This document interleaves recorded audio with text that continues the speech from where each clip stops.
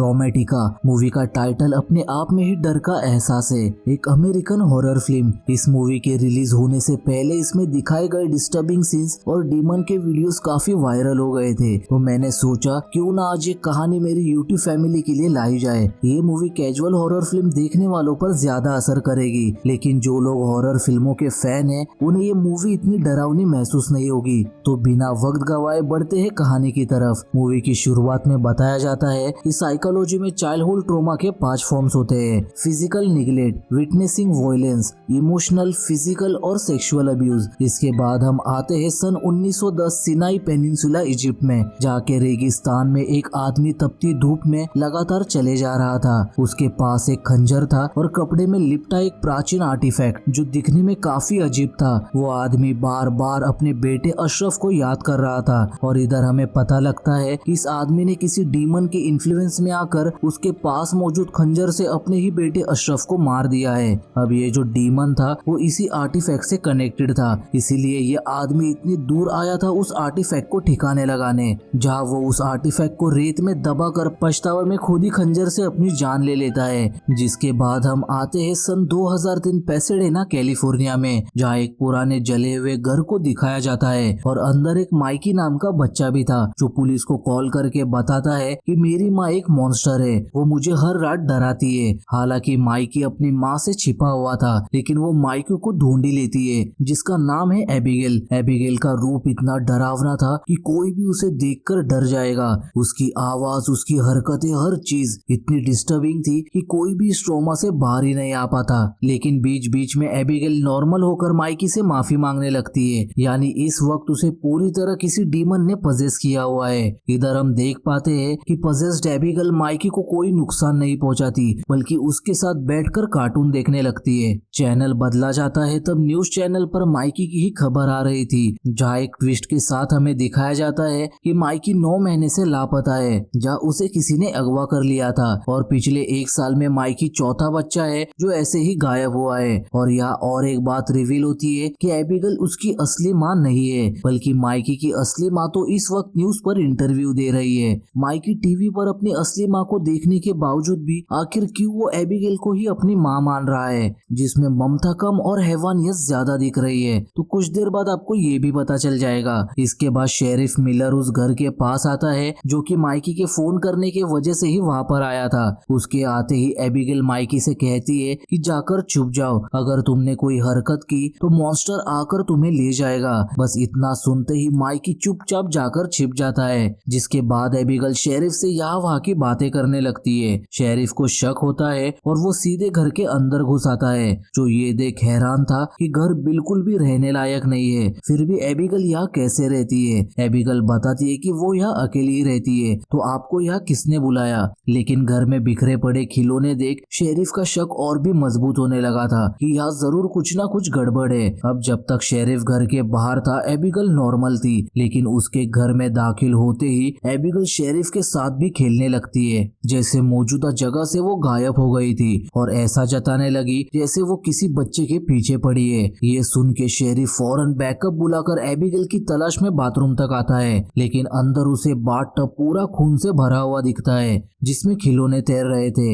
ये दिमाग हिलाने वाला नजारा देख शेरिफ फौरन अपनी गन निकाल लेता है और एबिगेल की आवाज का पीछा करते हुए बेसमेंट में आता है, जहाँ उसे एक और खौफनाक नजारा दिखता है। बेसमेंट के अंदर उन तीनों बच्चों की लाशें थी जो माइकी से पहले गायब हुए थे। इसी दौरान वहाँ एबिगेल आती है, जो अजीब तरह से नाचने लगती है। शेरिफ कुछ समझ पाता इससे पहले ही एबिगेल उसे निपटा देती है और ये सब कुछ माइकी के सामने हो रहा था। यहाँ तक कि उन तीनों बच्चों की लाशें भी माइकी के सामने ही थी, फिर भी ना जाने क्यों वो एबिगेल को ही अपनी माँ मान रहा था।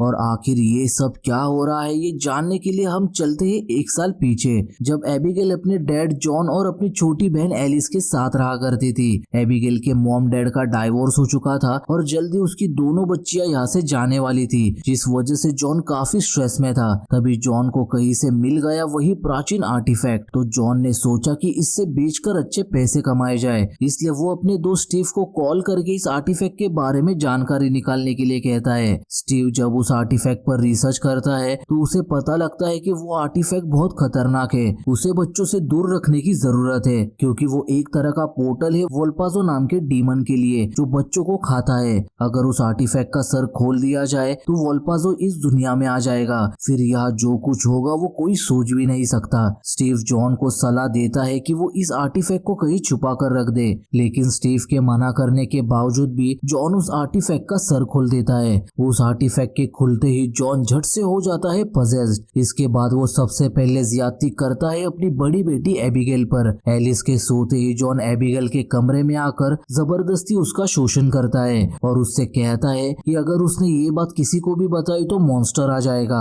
इसके बाद घर में और अजीब अजीब घटनाएं होने लगी थी, जैसे जब एबिगेल किचन में पानी पीने गई तब उसने जॉन को सीलिंग पर भागते हुए देखा। एबिगेल जब सो जाती है तब वो अपने पैरों पर कुछ महसूस करती है। आँख खोलने पर वो देखती है कि जॉन उसका पैर खा रहा है। इधर से डीमन और उधर से जॉन ने एबिगेल को पकड़ लिया था। जॉन एबिगेल के मुंह में अपना गंदा खून उगलकर उसे भी डीमन के वश में कर देता है। रात भर जॉन को होश नहीं था कि वो क्या कर रहा है, पर सुबह होते ही जब उसे होश आता है तो एबिगेल वहां से जा चुकी थी जॉन के पेरेंट्स के घर में जो सालों पहले जल चुका था। इधर डीमन का बच्चा एबिगेल के पेट में बड़ा हो रहा था। जॉन का सहारा लेकर उसने एबिगेल के साथ जो किया वो इसलिए था कि डीमन का बच्चा इस धरती पर जन्म ले सके, लेकिन एबिगेल खुद एक हैंगर लेकर उस बच्चे के टुकड़े कर देती है। पर तब तक एबिगेल की बॉडी थोड़ी सड़ चुकी थी क्योंकि उसके अंदर डीमन का बच्चा जो था। एबिगेल एलिस से बात करके उसे थोड़ा सा अच्छा फील कराती है ताकि एलिस उसकी चिंता ना करे।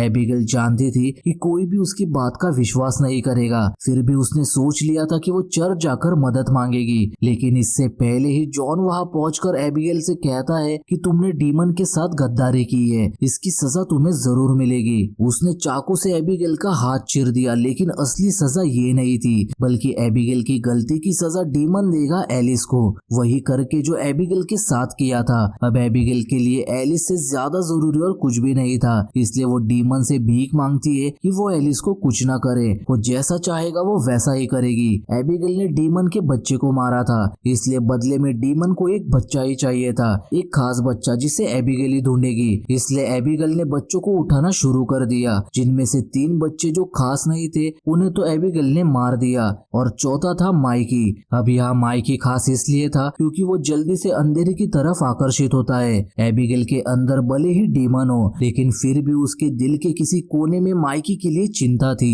वो नहीं चाहती थी कि माइकी पर किसी तरह की मुसीबत आए, इसलिए वो शेरिफ की गन से खुद ही को शूट कर लेती है ताकि डीमन उसका और इस्तेमाल ना कर पाए। अब माइकी डीमन के साथ अकेला ही बचा था। डीमन जब उसके पीछे लग गया तो माइकी गन उठाकर उसे शूट कर देता है। अगली सुबह जब पुलिस आती है तो इस घटना की खबर हवा की तरह हर तरफ फैल गई। रेडियो पर एबिगेल की मौत की खबर सुनकर जॉन भी पूरी तरह टूट गया और इस पछतावे में उसने खुद की भी जान ले ली। जिसके बाद हम आते हैं 20 साल आगे, जहाँ एलिस भी अब बड़ी हो चुकी है और उसने अपनी बहन एबिगेल के ऊपर मॉमी मॉन्स्टर के नाम की किताब भी लिखी है। माइकी ने उस रात पुलिस को कॉल किया था, उसी से ये नाम लिया गया था। यहाँ तक कि उस किताब पर भी माइकी की बनाई गई ड्राइंग थी, जिसमें माइकी की असली मॉम दूर खड़ी थी और घर के नीचे 4 लाशें भी थी, जिसमें से 3 बच्चों की थी और एक शेरिफ की, और उनके बीच था डीमन। एबिगेल की गिनती अमेरिका के सबसे सनकी लोगों में की जाती है। उसी को पकड़ के एलिस ने ये किताब लिखी थी क्योंकि एलिस ही थी जो उसे करीब से जानती थी। उधर एबिगेल ने एलिस को बचाने के लिए खुद को कुर्बान कर दिया और एलिस जो अपनी बुक प्रमोट करने के लिए आई थी जेनिफर नाम के जर्नलिस्ट के पास, साथ ही वो टीवी पर माइकी से माफी भी मांग रही थी, इस उम्मीद में कि माइकी भी ये इंटरव्यू देख रहा होगा। और वाकई में माइकी वो इंटरव्यू देख रहा था, साथ ही वो डीमन भी। अब उस रात जो कुछ हुआ था उससे एलिस की जिंदगी पूरी तरह बदल गई थी।